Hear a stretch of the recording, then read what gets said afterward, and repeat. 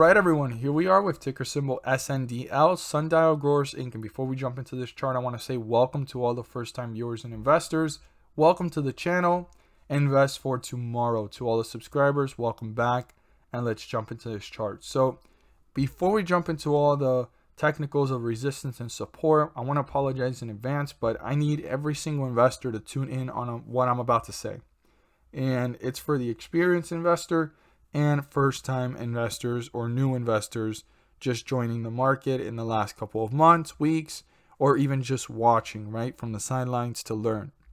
And I want to start off by saying that this is a penny stock, and no pun intended, but literally a penny stock, below $1, below 50 cents, sitting at around 47.58. A lot of investors are very hopeful and optimistic that this is going to break $1.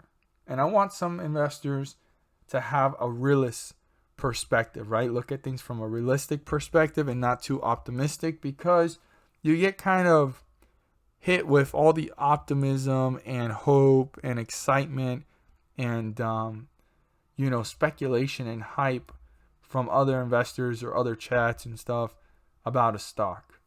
Now, could this break $1? That's all possible. That's all possible. But this is not as safe as investing in a stock that's above $1. Because one of the things is, and this goes to everyone, because we all have a moment of thinking, we're going to hit the lotto with a certain stock. Could this hit over $1? Possibly. Could it hit $2 or $3? Certainly. That's all possible if volume starts to come up and stuff. But I want you guys to know that for the volume that it took to bring this up from 20 cents to almost 95 cents and miss $1, it took billions and billions and billions on volume. I mean, if you look at just the beginning of the month's volume, let's look at how much volume they've had for the total amount of this month. Let's look at how much they've had this month. Let me see, it's not showing me there. Let's see for the 1 week. Oh, it's showing it right there. So look how much in volume Sndl has had just this month, December. And it starts like right here. If they would have had the 27th to the 30th, I think it would be almost 2 billion more. This took like 2-3 billion to happen. And even starting the month, it took almost $1 billion. And it's been 6 billion in volume. That right there is pretty impressive. The third highest in volume is Apple and then NIO.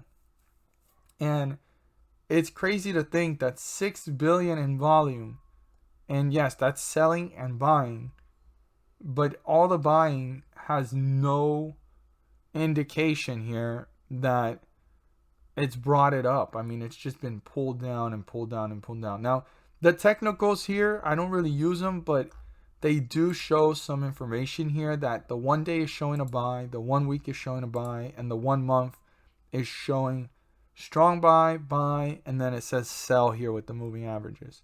That's the one that you want to be careful about, because it is showing that it's a sell due to the moving averages. We need to see. The 1 week is showing buy everywhere, and the 1 day, it's looking pretty optimistic, but those technicals are good to look at here based off of TradingView and any other brokerage or type of resource you would like to use. But I just wanted you guys to see the amount of volume. Yesterday's volume was immense. It was almost 700 million, just as much as Ocugen today. And that's what created this slight run. And in 1/3 of that volume, which was almost 200 million, we've seen this just slightly go up and collapse. So what I'm trying to get at is that it takes a lot more volume and effort to bring this up than to bring it down. And yes, all that volume is not buying and just selling. It's kind of vice versa. But there has to be more outflow for this to happen and more inflow for this to happen within that type of volume. What I'm trying to get at is that it took a lot more volume for this to go up and a lot less volume for this to go down. Now, I want every single investor to realize that one thing that Sndl has had that's looking like a good sign is that it's holding itself up above the 40 cent range, but it broke through the 45 range, which was pretty important here.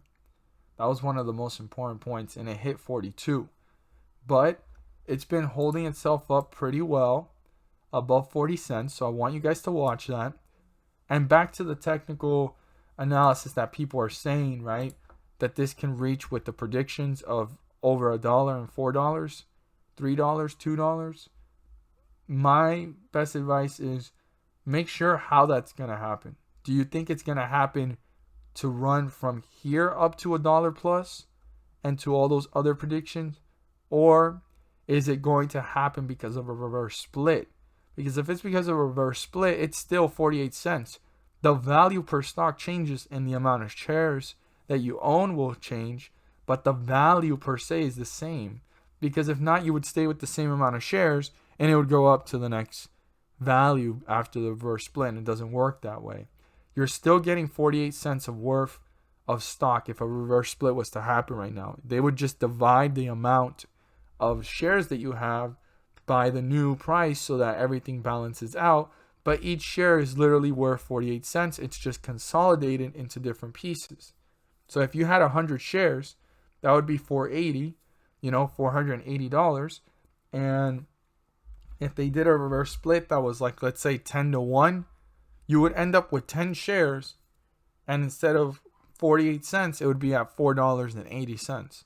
But you no longer own 100 shares. If you owned 100 shares, then your money 10x. But it doesn't work that way. So I want every single investor to be aware of that a reverse split is another possibility with such a penny stock, and not to try to, hit home runs.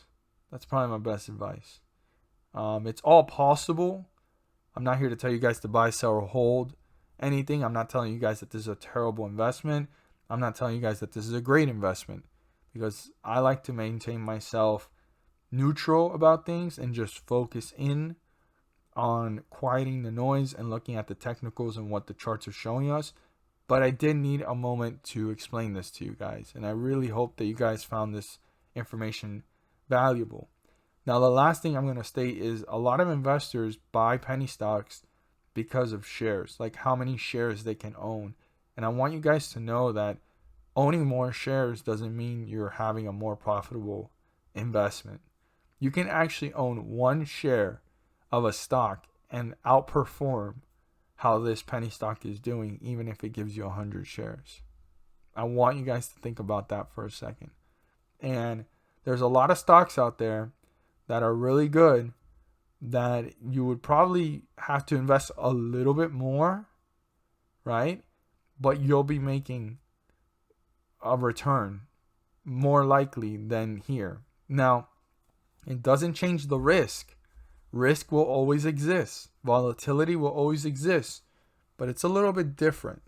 It's a little bit different because of the fact that these stocks hold themselves up pretty well and don't just collapse from one day to another like Sndl. And that's something that I want investors to be aware of. Now, if you're aware that you're taking the risk here and that you're in a penny stock and there could be a reverse split and that it runs up and it runs down and that volatility is fine with you, then, by all means, play it as you go. But one of my best advice is that penny stocks is a stocks that you might want to, like, if you feel like there's going to hit a home run on this one, have a certain amount that you say, hey, this is the amount that I'm going to put into this stock and I'm just going to hold it.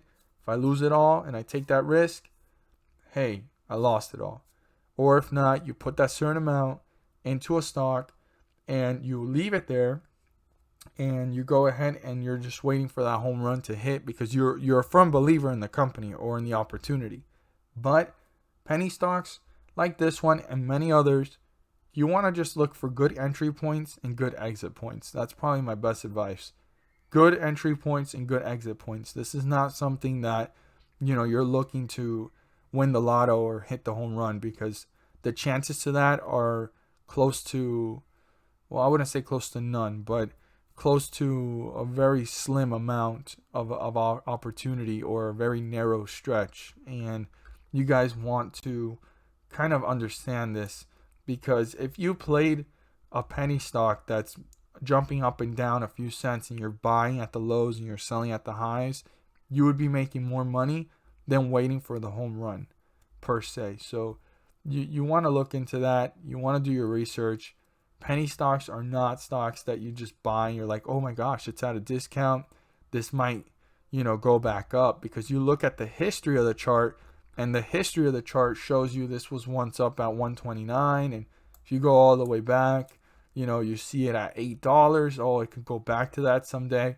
All possible, but you're going to have to see how it goes back to that someday. Will it be through a reverse split? Will it actually run up? But when you think about things like that, you have to really analyze, what you're in and what you're taking a shot at. And some investors know what they're doing and why they're doing it, and others are just kind of going off of history, and history doesn't always mean that it's going to happen again or it's guaranteed. So I just wanted to take a moment and explain that to you guys. But I hope, like I said, you guys found this information helpful and informative, and don't get caught up with the whole concept of how many shares you own. Look at how much you bought it for and how much you're trying to sell it for. That's what you want to look at. So here we are with the 50-day moving average, and it's 48.74. I'd write that down. Super important number, 48.74. Now, that point of reference lets us know where we're at. We're in bearish territory right now. So that definitely needs to be broken through by the bulls. If they accomplish that, their next point of reference would be up here at 53 cents, 53.33. Now, before it gets there, there's a resistance level that needs to be broken through, and that's 48.49. The bulls do need to turn that into a support and break away from it to reach newer highs and new resistance levels. On the other hand, we have our support here. We're currently at 47.58, and this support level is 47.27. If that gets broken through, this could be on its way down to newer lows, new support levels, and moving down fairly quickly. Now, the lowest point that this stock has reached was down here at 42.12, and before getting to 42.12, I want you guys to keep in mind the 46 cent mark, the 45 cent mark, and if those two get broken through after breaking through the support of 47.27, you have that 42.12 mark to keep in mind if all of those start to get broken through fairly quickly and this is hitting newer support levels. As always, if you found this video helpful and informative, please do so and subscribe. Don't forget to click on the bell to turn on all notifications and not miss a single video that I post. Share this with your friends and community, and don't forget to hit the like button to let me know you watched this video.